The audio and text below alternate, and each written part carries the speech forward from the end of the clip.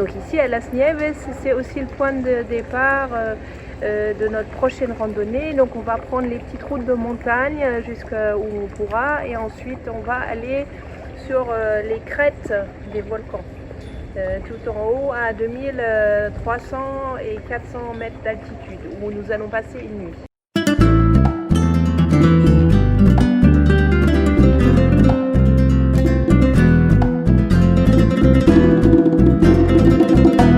Alors malheureusement il y a beaucoup d'incendies sur l'île, donc il y a des interventions par Canadair et tout ça, mais avec un peu de chance la nature reprend ses droits. Oui, donc au loin on voit très bien donc le Pico del Teide, donc le Teide qui est la montagne la plus haute d'Espagne sur l'île de Tenerife. Oui, donc en bas on voit bien le port de Santa Cruz.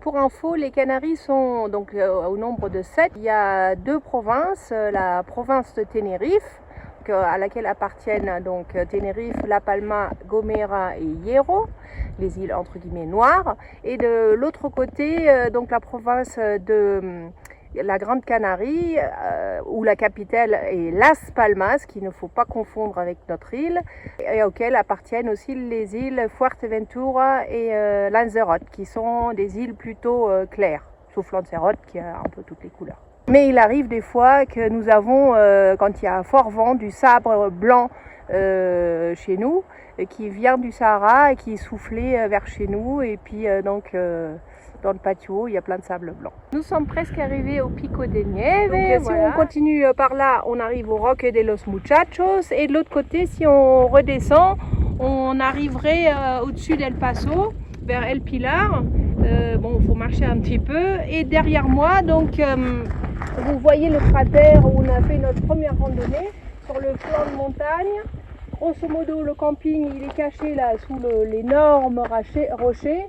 Et en contrebas, on voit un tout petit peu au loin le lit de rivière par lequel nous sommes ressortis.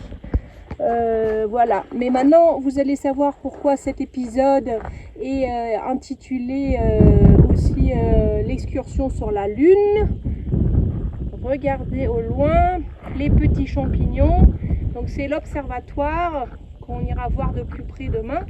Et parce qu'ici c'est un des ciels les plus clairs de la planète.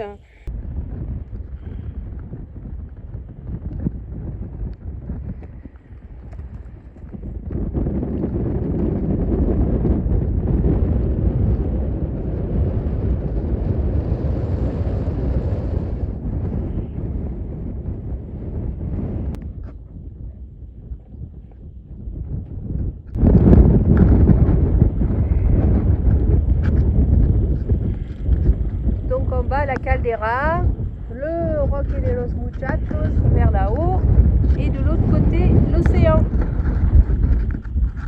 avec toujours le Teide en face. Toujours sur le GR 131, ici le pic de Punta Lana au-dessus. Donc nous allons camper ici en hauteur avec l'observatoire en face dans un petit camp de fortune. Il fait froid.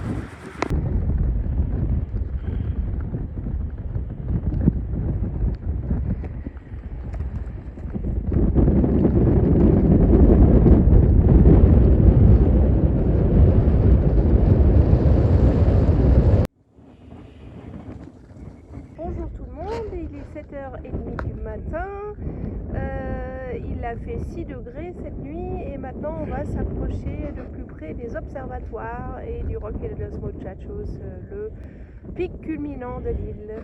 On a repris la route, la voiture, on est redescendu, on est passé devant le Pico de la Cruz qui est à 500 mètres où on peut du bord de la route, donc accessible à quasiment tout le monde. Et devant, donc on est sur la route vers l'observatoire, donc qui ressemble bien à la Lune ou à Mars.